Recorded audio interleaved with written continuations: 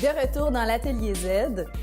Là, c'est le temps de la partie que je préfère le plus, les coups de cœur. Et mon coup de cœur pour cette émission, Femmes en affaires, quelle affaire, c'est le terme « maman-entrepreneur ».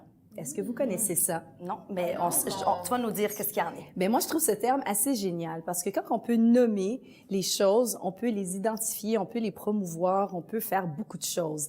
Donc, maman entrepreneur, c'est un nom inventé et très actuel qui signifie, en fait, ça englobe toutes les femmes, mères de famille et aussi chefs d'entreprise. C'est intéressant de savoir qu'au Québec, 3 entreprises sur 5 ont été créées par des femmes. Et sur ce chiffre-là, 80% sont des mères.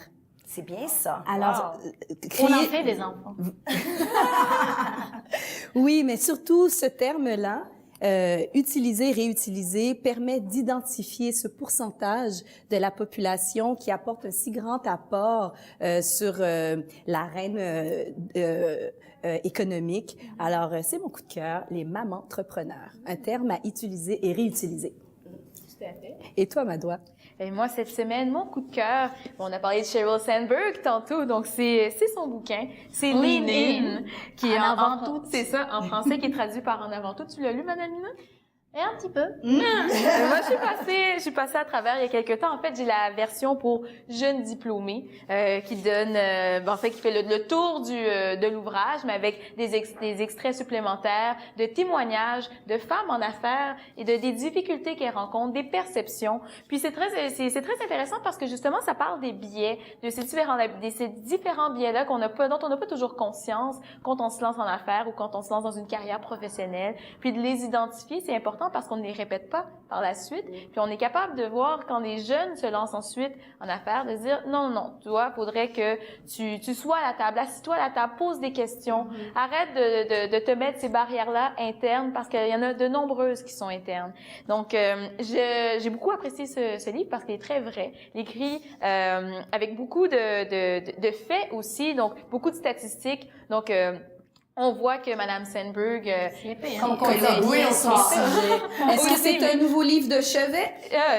Oui, c'est un bon livre de chevet pour toutes les femmes et même pour tous les hommes qui voudraient se lancer en business. Ou qui travaillent avec des femmes, surtout qui travaillent avec des femmes, de pouvoir identifier ces facteurs-là et de dire non. Moi, je vais pas être celui qui va me vanter d'être sur le terrain de soccer pendant que ma femme est en train d'être avec les enfants, mais je vais être celui qui va dire à mes collègues hommes, en m'assumant comme homme, que oui, mais moi, je m'occupe de mes enfants à la maison aussi, puis j'encourage ma femme.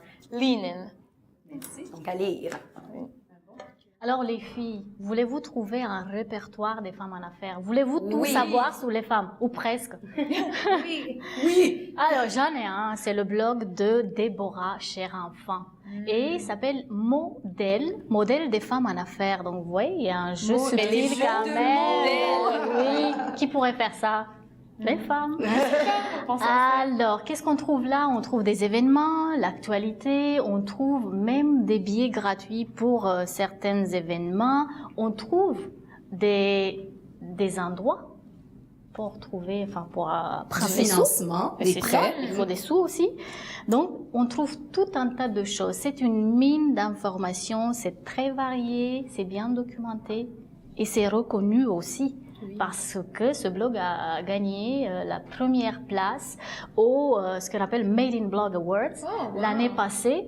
Donc n'oubliez pas, allez sur Internet, tapez Déborah Cher-Enfant, modèle. Et elle sait de quoi qu'elle parle. C'est une femme en affaires qui a beaucoup de succès, oui. Tout à fait. Puis elle écrit aussi pour le blog de la presse. Vous la connaissez pas mal, j'ai l'impression. Des affaires. Ah, c'est là que vous avez trouvé toutes les informations de l'émission? Peut-être. Alors, moi, mon coup de cœur, c'est le prix Femmes de mérite, qui est rendu à sa 21e édition. Et ce gala, est fait par le Y des femmes de Montréal. Et puis, le Y des femmes de Montréal, depuis 1875, accompagne des milliers de femmes et de filles en travaillant à la prévention de la violence, au développement des compétences, l'estime de soi, l'autonomie, l'épanouissement personnel et contribue à bâtir un avenir meilleur chez les femmes et les filles dans une perspective d'une société qui est juste, où elles ont le pouvoir et la possibilité de participer à la mesure de leurs capacités. Donc, j'ai trouvé ça très, très intéressant parce qu'on voit aussi la liste de toutes les femmes en entrepreneuriat qui ont du succès, qui réussissent. Et je trouve que c'est beau pour la relève, les jeunes enfants, des encourager, de pas avoir peur d'aller dans l'entrepreneuriat, d'avoir les guts, d'avoir le, tu sais, le guts d'y aller, de foncer. Comme on dit en chinois. Exactement. Donc, c'est le prix Femmes de mérite, 21e édition. C'est 13 femmes, 13 parcours et 13 sources d'inspiration. Donc, pour plus d'informations, le site. Je dirais que c'est quand même aussi un beau endroit à voir parce que là, on s'occupe bien des femmes. Il y a tout un tas de cours pour le bien-être. C'est là que j'ai découvert le Joya Dance. Non, mais on est bien encadré, puis on se fait pas juger, puis on sent qu'on a une place, une plateforme pour aller de l'avant. Et je trouvais ça très important d'en faire mention. Alors, c'était mon coup de cœur, le prix Femmes Émérite, la 21e édition. Donc, on veut remercier notre invitée, Marie Caron de Femmes et Sœurs Montréal, de sa présence, sa générosité très intéressante. Madoua Madalina, toujours avec vos chroniques fantastiques. Et Yamel. Et puis, nous, on se revoit la semaine prochaine avec plus de sujets d'actualité.